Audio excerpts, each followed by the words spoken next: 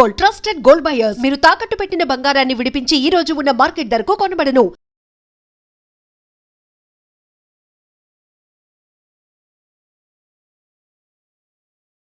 మేము ఎప్పుడూ ఇలాగే అందంగా, ఆనందంగా, ఆరోగ్యంగా ఉండండి. అండ్ పక్కవాటిని ఏం పట్టించుకోకండి. మీరు be yourself as it ఈస్గా అలాగే ఉండండి. మేము ఇలాగే చూడాలనుకుంటున్నాం, మిమ్మల్ని ఇలాగే కంటిన్యూ చేయండి. ఇప్పుడు 100 1000 అయ్యాయి, 1000కి తోడు ఇంకెన్ని మీరు యాడ్ చేయాలనుకుంటున్నారు అవి అన్ని ఇచ్చే ప్రొడ్యూసర్ ఇచ్చే డైరెక్టర్స్ అందులో కూడా అమ్మేనా అమ్మమ్మ ఇప్పుడు నాన్నమ్మ కూడా వచ్చాను కొన్ని పిక్చర్స్ లో. ఇప్పుడు అవుతాను, అదేం తప్పులేదు. ఇప్పుడు నా మనవరాలికి అమ్మమ్మ కదా, ఇంట్లో అమ్మ, అదే స్క్రీన్ మీద అమ్మ చేస్తున్నాను అంతే. So true. ఇక్కడ ఇంకా చెప్పాలంటే నా మనవరాలు అమ్మమ్మ అని పిలవట్లేదు, పిలవదా అని ఉంటా. తమిళ్లో పార్టీ అంటారు అన్నమాట, పార్టీ అని పిలుస్తుంది. వాళ్ళకి ఏదైనా కావాలంటే మాట సుధా, ఓ సుధా సూపర్ మార్కెట్కి వెళ్దామా అంటుంది. అదే దానికి కోపం వచ్చేట ఏ సుధా అంటుంది. ఓ ఈ పార్టీ నాకు వద్దు, అమ్మమ్మ పో అంటుంది అంటే కోపంలో. అప్పుడు మాత్రం పార్టీ అంటుంది, అమ్మమ్మ అంటుంది. కానీ దానికి ఏదైనా కావాలంటే దాని దగ్గర నన్ను మస్కా కొట్టాలంటే సుధా అంటే ముద్దుగా పిలుస్తుంది అన్నమాట. మా అమ్మ నన్ను సుధా అని పిలిచేవాళ్ళు, మా నాన్న అమ్మ అంటే వాళ్ళ మదర్ లాగా ఉంటానని చెప్పి అమ్మ అని పిలిచేవారు. వీళ్ళు మాత్రం ఇది మా అమ్మది అలాగే వచ్చింది. మా అమ్మ ఎక్కడా పోలేదు, దీని రూపంలో వచ్చారు. సేమ్ ఎంత ఇప్పుడు మనవరాలు ఏజ్ ఎంత? ఇప్పుడు 6 వస్తుంది అక్టోబర్, ఇప్పుడు 5.5. పేరేంటి? సాయి అక్షిత. సాయి అక్షిత. ఓకే, మీరేం పిలుస్తారు? అచ్చు అని పిలుస్తాం. ఓకే. ఇంకోటి చెప్పాలంటే నాకు ఒరిజినల్ పేరు లక్ష్మి, మా నాన్నమ్మ పేరు. ఇంట్లో అప్పట్లో లక్ష్మి అని పిలవలేరు కదా, వాళ్ళ అమ్మ పేరుని పిలవలేరు కదా. అందుకే ఏం పేరు పెట్టాలి, పేరు పెట్టాలి అంటే మా పెద్ద నాన్న సాంస్క్రిట్ పండిట్, శ్రీరంగం టెంపుల్లో ఉన్నారు, రైల్వేస్లో అకౌంట్స్ ఆఫీసర్గా ఉన్నారు. ఏం పెట్టాలి అంటే 4 కొడుకుల తర్వాత పుట్టిందిరా, అమృతల్లాగా పుట్టింది, సుధా అని పేరు పెట్టు అన్నారు. ఓకే, అలా వచ్చిన పేరుదే సుధా అన్నది. స్క్రీన్ నేమ్ ఏం కాదు అది. మార్చమన్నారు కూడా అమ్మ అనేసారు. మేము కోరి పెట్టుకున్నామండి ఆ పేరు, మార్చము అనేసారు అమ్మ. నాకు ఇష్టం లేదు, రైట్ ఫ్రమ్ ద బిగినింగ్. చాలా మంది అన్నారు పేరు మార్చండి, నేను మార్చను అనేసారు అమ్మ. నేను అలాగే మార్చుకోలేదు, అలాగే ఉండిపోయింది. అమ్మ అలాగే పిలిచేవాడు, నాన్నగారు అమ్మ అని పిలిచేవారు. అమ్మ అంటే వాళ్ళ అమ్మని పిలిచేవాళ్ళు. అది మా అమ్మ ఇప్పుడు ఇది ఇలా పిలుస్తున్నారు. మా అమ్మ అలాగే అనేవాళ్ళు. ఏదైనా కోపం వచ్చినట్టు అంటే దున్నపోతుంది తిట్టేవాడు, ఎర్రుమడు సుధా అనేవాళ్ళు. అమ్మ అంత కోపం, అందుకే కొట్టేవాళ్ళు కాదమ్మా. అందుకే నేను పిల్లలను కొట్టను, వాళ్ళలాగా వెళ్ళిపోతాను, ఆడుకుంటాను, వాళ్ళ ఏజ్కి కింద దిగిపోతాను, హ్యాపీగా ఉంటాను. ఇప్పుడు మీ 5 అన్న తమ్ములు అందరూ కజిన్స్, వాళ్ళ పిల్లలు, మనవలు, మనవరాళ్ళు, వీళ్ళంతా ఒక రీయూనియన్లు, గెట్ టుగెదర్లు, అదంతా ఇప్పుడు ఒకసారి అదంతా లేదు, ఇప్పుడు లేదు, అన్ని మారి అదంతా మిస్ అవుతున్నాం. అందుకే నేను బయటకు వచ్చేటప్పుడు హ్యాపీగా ఉన్నా, టెన్షన్ లేదు కదా. వదిన ఇలా అంది, తమ్ముడు భార్య ఇలా అంది, అదంతా లేదు, మైండ్లో పెట్టుకోవట్లేదు కదా. టైం దొరుకుతుంది నాకు, గాసిపింగ్ లేదు, నాకు టైం దొరుకుతుంది చదువుకోవడానికి, గుడికి వెళ్ళడానికి టైం దొరుకుతుంది, నాలో నేను చేసుకోవడానికి, నాకు కావాల్సింది చేయడానికి నాకు టైం దొరుకుతుంది కదా. I can concentrate more on my work. అలాన్నప్పుడు నాకు ఇంకా టైం దొరికేటప్పుడు ఐ లవ్ మై సెల్ఫ్, అలా చేయడానికి ఈజీగా ఉంది. ఇది లేనిపోయింది ఎందుకు పెట్టుకోవడం, నెగటివిటీ ఎందుకు తల మీద పెట్టుకొని బాధపడుతూ ఏమవ్వదు, మన హెల్త్ పాడవద్దు అప్పుడు. మిగతాది ఏది లేదు, పైసా వేస్ట్, అది ఎనర్జీ వేస్ట్, పైసా కూడా కదా, ఎనర్జీ వేస్ట్ చేయకూడదు. ఎస్, మీరు ఇలాగే అందంగా, ఆనందంగా, ఆరోగ్యంగా ఉండండి, హ్యాపీగా లైఫ్ని లీడ్ చేయండి. బీ యువర్ సెల్ఫ్ అమ్మా. ష్యూర్ మా, thank you so much. Thank you. At last మీ అందరికీ ఇలా కలవడానికి ఛాన్స్ ఇచ్చారు నా కోసం. కానీ ఒక చిన్న ఇది క్షమించండి, చెప్పకూడదు, కానీ నా కోసం మీరు హైదరాబాద్ నుంచి తిరుపతికి వచ్చారంటే ఒక కారణంతో స్వామివారు పెట్టించారు. అవును, కొన్ని విషయాలు బయటపడడానికి ఒక టైం వస్తుంది, ఇట్స్ ఎ డెస్టినీ. అవును, ఒకవేళ నేను హైదరాబాద్ వచ్చి ఉంటే టైం అయిందో, మాట్లాడడానికి ఏమైందో, ఏది మాట్లాడాలో ఆలోచించే ఉండొచ్చు. ఏమన్నా జరగడానికి ఒక కారణం పెట్టుంటారు స్వామివారు. అవును, ఇవాళ జరిగింది, ఇక్కడ నుంచి నేను ఇక్కడ రావాలి, ఇలా చెయ్యాలని ఉంది. ఇది ఇప్పుడు కాదు, ఆయన ఎప్పుడో పెట్టారు, అదే జరిగింది. ఎదురు చూపులు ఉన్నాయి, చాలా కాల్స్ ఉన్నాయి, విసిగించడాలు ఉన్నాయి.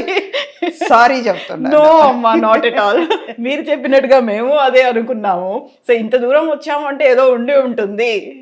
ఒరిజినల్ గా మిమ్మల్ని ఎప్పుడు ఇలా చూడలేదు కదా, మేము చూసాం కదా, దానికోసం అయి ఉంటుంది. అయ్యి దీని వెనకాల బోల్డన్ని ఉండుంటాయి, ముందు జరగబోయేవి ఉండుంటాయి. వీటన్నిటి కోసమే అలా ఫిక్స్ చేశారు ఏదో ఈ ప్లేస్. ఒకటి. లేకపోతే నేను ఆర్టిఫిషియల్గా వచ్చి ఉండాలి. అదే ఇందాక గోడకి సున్నం వేసినట్టు అది కాకుండా ఒరిజినల్ గా వచ్చారు. ఇంట్లో ఎలా అయితే ట్రెడిషనల్ గా ఉంటారో పూజ సమయంలో. మీకు చాలా మంది రాస్తారు, మీకు ఛానల్ కి మీ ప్రోగ్రామ్ కే వస్తుంది. అప్పుడు చాలా మంచి ఇంటర్వ్యూ అండి, చాలా బాగున్నారండి. ఇప్పుడు ఇలాగే ఎందుకు పిక్చర్ లో ఉండరు అని అడుగుతారు వాళ్ళు. ఎందుకమ్మా మేకప్ వేసుకుంటారు. అవును, థ్యాంక్ యూ సో మచ్ అమ్మా. Thank you, God bless you. Thank you. ఆ స్వామి వారు అందరినీ మంచిగా చూడాలి, చెడు అంతా తొలగిపోయి అందరూ హ్యాపీగా ఉండాలమ్మా, అదొక్కటి. థ్యాంక్ యూ నాన్న. God bless you. Thank you మా. ఇంతసేపు దొరక్కనా అని మీరందరూ ఎదురు చూశారు. ఇప్పుడు ఐ డ్రీమ్ వాళ్ళు ఈ ఇంటర్వ్యూ ద్వారా ఈ సుధాని మీరు భరించాలి, తప్పదు. కొన్ని మాటలు కొంచెం సీరియస్గా మాట్లాడి ఉంటే సారీ, కానీ చూడండి, నిజాలు చెప్పాను. సో అమ్మా, మీరు పాటలు కూడా బాగా పాడతారట. పాడేవాళ్ళమ్మా, వాళ్ళతో పాడేదాన్ని. కానీ ఇప్పుడు పాడటం అన్నది ఆపేశాను. అయ్యో టక్కన అడిగితే రాదే. ఏదైనా సినిమా పాట కాకుండా ఇంకేదైనా ఉందా? కురై ఒన్றும் இல்லை மறைமூர்த்தி கண்ணா కురై ఒన్றும் இல்லை గోవింద. సరే మా, అంటే కొంచెం టైర్డ్గా ఉంది కాబట్టి. లేకపోతే ఈ సాంగ్ రెగ్యులర్గా అంటే తమిళ్లో కురై ఒన్றும் అంటే నాకు ఏ లోటు లేదు స్వామి, అన్నీ ఇచ్చావు, అన్నీ. ఇందాక నేను అన్నాను కదా, అన్నీ ఇచ్చాడు, అన్నీ తీసుకున్నాడు, పోతే పోనీ. ఆయన ఉన్నప్పుడు నాకు ఏ లోటు లేదు. కురై ఒన్றும் இல்லை మలైమూర్తి కన్నా కురై ఒన్றும் இல்லை కన్నా. అన్ని ఇచ్చావు, అన్ని తీసుకుంటావు, బట్ నీ దయా ఇచ్చేటప్పుడు నాకు సంతోషం ఇచ్చావు, తీసుకున్నప్పుడు బాధను కూడా నువ్వే తీసుకో. ఇప్పుడు మార్గంలో పాశురాలు ఇవన్నీ కూడా చాలా వరకు చెప్తూ ఉంటాను. ఎప్పుడైనా కోపం వస్తే నరసింహమూర్తి, ఇవాళ పొద్దున కూడా జరిగింది. స్వామివారు నించున్నారు, మాకు టెన్షన్, మాకు ప్రోటోకాల్ ఇంకా వాళ్ళతో అటెండర్ పెట్టారు తిరుపతిలో. అంటే ఆర్టిస్ట్ కదా, ఫొటోస్ ఇవన్నీ చాలా ప్రాబ్లం అయింది. మా సిస్టర్తో వెళ్ళాను. ఈ నిన్నటి వరకు నిన్నంతా చాలా కష్టంగా ఉందని నేను అటెండర్ పెట్టుకున్నాను. ఇంకా వాళ్ళతో కలిపి పెట్టేశారు, వాళ్ళు రావట్లేదు. నాకు 5:45 స్లాట్, వాళ్ళకి 6 o'clock. వాళ్ళు రారే కిందకి, నాకు టైం అయిపోతుంది. ఆయన చెప్పాను, ఏమన్నా నేను కారు తీసుకుని వెళ్ళిపోతాను. అదే నేను బాధపడను, నా మొహం చూసి అందరూ వదిలేస్తారు, వెళ్ళిపోతానని గబగబా పరిగెడతాను. నాకు చెల్లి, అయ్యో నీ స్పీడ్కి నేను రాలేకపోతున్నాను అక్క, నేను ఇలాగే ఉంటాను. ఆయన చూడాలని, నాకు నిన్ను చూడాలని కాదు, నిన్ను చూడాలంటే నేను మొబైల్లో కూడా చూసుకుంటానే, నాతో రా, మంచి దర్శనం కావాలంటే రా అన్న. వెళ్ళిపోయాం. లోపలికి వెళ్ళిన తర్వాత ఇంత టెన్షన్, వాళ్ళు రారు. ఎప్పుడు 5 o'clock నుంచి 5:40 వరకు, ఇంకా 5 minutes ఆ స్లాట్ టైం ఉంది. అక్కడి నుంచి మేము ఇంకొక 10 నిమిషాలకి అక్కడ గుడి దగ్గరికి వెళ్ళిపోవాలి, కార్ పార్క్ చేయాలి, అక్కడి నుంచి నడవాలి, లోపలికి వెళ్ళడానికి క్యూ ఉంటుంది. అఫ్కోర్స్ మన ఆర్టిస్ట్గా ఒక కేటగిరీలో ఉన్నాం, లోపలికి వెళ్ళాలంటే నాకు టెన్షన్ కదా. కింద స్క్రీనింగ్ చేస్తున్నారు, ఐడెంటిఫికేషన్ అన్నీ ఐడి అంతా కరెక్ట్ చేస్తుంటే అక్కడ స్వామివారు ఉంటే, ఎందుకురా ఇలా చేస్తున్నావు, ఇంత కష్టాలు పెడతావేంటిరా, నిన్ను చూడ్డానికే కదా వస్తున్నా, రప్పించుకున్నావు కదరా, ఇంత కష్టపెడుతున్నావే, లోపలికి రా, నీకు ఉందిరా అన్నా. ఇలాగే అన్నా, ఇలాగే సేమ్ ఇలాగే అన్నా. పక్కన ఉన్న వాళ్ళందరూ ఇలా చూస్తున్నారు, ఏంటి రా పో అది ఏంటి అసలు. నా దేవుడు నాకు తండ్రిగా ఉండొచ్చు, నాకు అన్నగా ఉండొచ్చు, నాకు అమ్మగా ఉండొచ్చు, నా కొడుకు, నా కూతురు, అన్ని సర్వం ఆయన అయినప్పుడు నేను ఆయన వాడా అంటాను, వావే అంటాను, ఏదైనా అంటాను, నేను ఆయనతోనే కదా అంటాను. పక్కన మీరు వింటే వినండి, వినకపోతే పండి, నేను ఆయన మాట్లాడుకులో అన్నాను. గబగబా లోపలికి వెళ్ళాం. పాపం వాళ్ళు వేరే లెటర్ తెప్పించుకున్నా కూడా వాళ్ళని జనరల్ క్యూలో పంపించారమ్మా. ఇంతకీ వాళ్ళ ద్వారా మేము వెళ్తే అటెండర్ వాళ్ళు మనిషి నాకు వస్తే దేవుడు ఎక్కడి నుంచి ఎక్కడ కలిపాడు. క్యూలో నుంచి ఉంటే లోపల పెట్టిన నైవేద్యం ఫస్ట్ నాకు వచ్చింది. అంటే ఆయన నన్ను చూడడానికి ముందు వచ్చారు. నేను వెళ్ళా, ఇంకా ధ్వజస్తంభం దగ్గరికి కూడా వెళ్ళా, ఇంకా గుడి లోపల కూడా అడుగు పెట్టలా, బయట నుంచి నా క్యూలో ఆయన వచ్చారు. లోపలికి వెళ్ళిన తర్వాత దర్శనం 10 నిమిషాలు నించున్నాను. అంటే ఆయన నా మీద ప్రేమించినట్ట లేనట్ట. నేను తిట్టింది ఆయనకి ఎందుకు అది తిట్టులాగా అనిపించట్లేదు. అర్థం చేసుకున్నాడు. ఇది ఎంత బాధ ఉండుంటే నన్ను తిట్టు ఉంటుంది. నా కోసమే కదా పిల్ల వచ్చింది. మామూలుగా దేవుడి దర్శనం అనుగ్రహం ఉంటే తప్ప కాదు అనుకుంటారు. అందులో అనుగ్రహమే కాదు, ఆప్యాయత ఉంది, ప్రేమ ఉంది. మీకు ఇంటర్వ్యూ లేట్ అవ్వడానికి కారణం మధ్యలో ఒకటి జరిగింది. వైష్ణవిదేవి టెంపుల్కి వెళ్ళాను, జమ్ము, కింద పడ్డాను. సేమ్ ఇలాగే తిట్టాను ఆవిడ్ని. నడక ఇంకా 1.5 కిలోమీటర్ ఉందంట. ఇంత స్టీప్గా వచ్చి కూర్చుని ఏడ్చావేంటే, నడవలేకపోతున్నానే. మీ అందరికి బుద్ధి ఉంటుందా? ఇంత కొండ మీద మేము రావద్దు, మాకేమో ఆశ తప్పదు మిమ్మల్ని చూడాలని చెప్పి 2 నిమిషాలు తప్పదు అన్నాను. పడ్డాను కింద. కాలు ఇరిగింది, చెయ్యి ఇరిగింది, వేలు ఇరిగింది. ఎక్కడి నుంచో ఇరిగిపోయిందని నేను బాధపడలేదు, మా పెయిన్ ఉందని నేను బాధపడలా. ఆవిడని చూడాలి, ఇంత దూరం వచ్చాము కదా, ఏముందని చూడాలి. ఆ మొండితనం. వెళ్ళిపోయాను. కిలోమీటర్ ఎంత స్పీడ్గా వెళ్ళినా తెలియదు. లోపలికి వెళ్ళిన తర్వాత మిరాకిల్ జరుగుతుంది. నిజంగా దేవుడి మీద భక్తి రావడానికి కారణం ఇది. మేము వెళ్తుంటే నేను ఇంకో ఫ్రెండ్ వెళ్ళాము. అంటే గ్రూప్లో 40 మందితో వెళ్ళాం. వాళ్ళందరూ వేరేగా వెళ్తున్నారు, మేమిద్దరం మాత్రం వెళ్తున్నాం. ఆవిడకి హిందీ తెలియదు, ఇంగ్లీష్ రాదు, ఒక తమిళ్ మాత్రమే తెలుసు. అట్లీస్ట్ మనకి కొంచెం వచ్చిరాని హిందీ తెలుసు కాబట్టి వెళ్ళాము. వెళ్తే పోలీసు వాళ్ళు ఆపారు. 15 నిమిషాలు బయట నించున్నాం. ఎండలో నించోబెట్టావు, నువ్వు మాత్రం చల్లగా హాయిగా లోపల ఉన్నావు, నువ్వు ఎందుకు చేస్తావో, ఇక్కడ కింద పడేసావు, నువ్వు చల్లగా కూర్చుంటావు, తొంగు అని తిట్టా. అనరాని మాట తిట్టా, సత్యం. ఆవిడని తిట్టిన తర్వాత ఇక్కడ చెప్పలేను ఆ మాట, అందుకే ఆవిడని తిట్టాను. లోపలికి వెళ్తే కింద పడేసారా, కిలోమీటర్ ఎంత స్పీడ్గా వచ్చానా, అక్కడికి వెళ్ళి 15 నిమిషాలు నించోబెడితే లోపలికి వెళ్తే ఎవ్వరు లేరు, నేను ఆవిడ మాత్రమే ఉన్నాం. నించోండమ్మా చూడండి, 20 నిమిషాలు నించోబెట్టి చూపించి మమ్మల్ని పంపించారు. భక్తి రావడానికి కారణం అది. మనుషులు ఏమంటారు, ఆవిడ ఎగ్జాగరేట్ చేస్తుంది అంటారు, కానీ దేవుడు ఎగ్జాగరేట్ చేయడు. మా అమ్మ నాన్న ఎక్కడ పోలా, మా గురుగారు ఎక్కడ పోలా, నాకు కావాల్సిన వాళ్ళు ఎవరు ఎక్కడ పోలా. డబ్బు పోయిందని నేను బాధపడలా. నేను బతుకుంటే నా చిత్రం బాగున్నా, నేను గోడ బాగుంటే ఎంత కోట్లైనా సంపాదించు. దేవుడు అనుకున్నాడంటే ఎన్నో కోట్లు కూడా ఇవ్వచ్చు. వాడు నాకు నెమ్మది ఇవ్వాలనుకున్నాడు,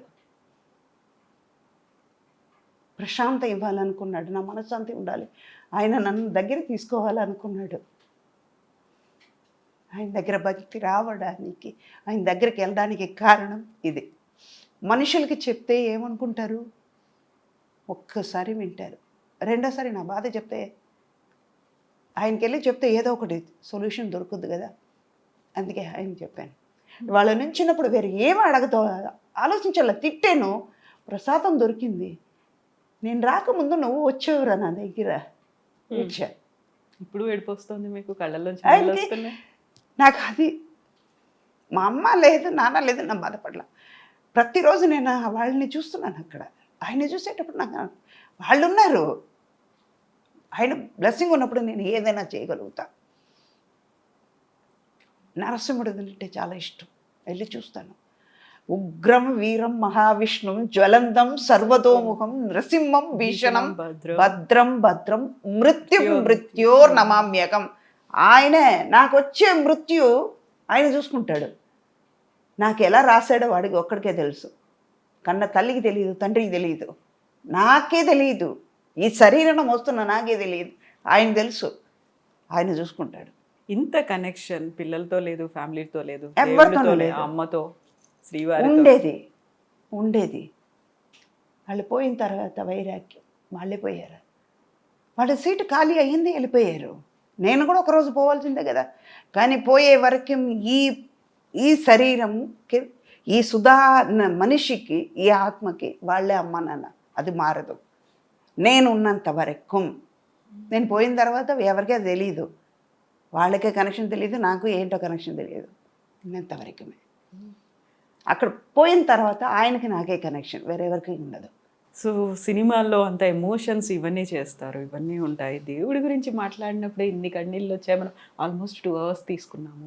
ఎప్పుడూ చాలా ఎమోషనల్గా బోల్డ్గా మాట్లాడారు, చాలా కాన్ఫిడెంట్గా మాట్లాడారు, సెల్ఫ్ రెస్పెక్ట్ గురించి మాట్లాడారు, ఇన్ని మాట్లాడారు. దేవుడు అనగానే కన్నీళ్ళు వస్తున్నాయి. అదే ఆయన ఇచ్చిన ధైర్యం. ఆయన ఉండగా నేను ఏదైనా చేయగలుగుతా. ఎవ్వరు నన్ను ఏమీ అనలేరు. నన్ను అంటే నా లోపల ఉన్నాడే ఆయన అన్నట్టు మాట ఆయన పడతాడు, నాకేం పోయింది. నన్ను ఇక్కడ ఇచ్చింది ఆయనే. అది విష్ణుమూర్తి అనను, శివుడు అనను, సుబ్రహ్మణ్యం అన్నాడు, వినాయకుడు అనను, అల్లా అనను, యేసు అనను. It's a super power. వాళ్ళ నమ్మకంని బట్టి. ఇప్పుడు మీకు ఒక పేరు కవిత అని మీ అమ్మ నాన్న పెట్టారు, నాకు సుధా అని మా అమ్మ నాన్న పెట్టినట్టు ఆయనకు ఒక పేరు, అది ఒక పేరు పెట్టి పిలుస్తున్నాం. It's a super power. ఆ పవర్ని మన పేరు పెట్టి పిలుస్తున్నాం.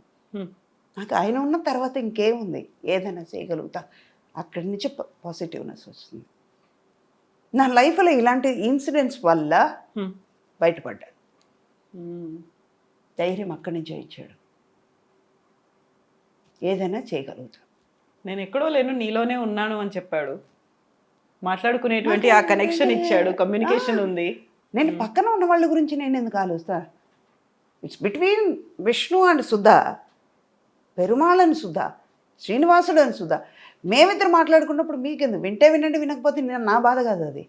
నా మనసులో ఆయన ఉన్నాడు, ఆయన మాట వింటాడు. నాకు తెలిసి ఎవరితో మాట్లాడుతున్నాను. మొన్న వెళ్ళేటప్పుడు అమ్మకి చెప్పాను, నిన్న కాక మొన్న వచ్చేటప్పుడు, అమ్మ వస్తున్నానని చెప్పారు. మంచి దర్శనం దొరికిందా లేదా? నిన్న అమ్మ చెప్పిన తర్వాత అక్కడికి వెళ్ళాము. వరాగ స్వామికి మంచి దర్శనం దొరికింది. నాకు నేమ్ ఇచ్చారు, ఫేమ్ ఇచ్చారు, అంత ఐశ్వర్యం ఇచ్చారు. ఇచ్చిన వాడే తీసుకున్నాడు. ఇచ్చాడు కదా, తీసుకున్నాడు.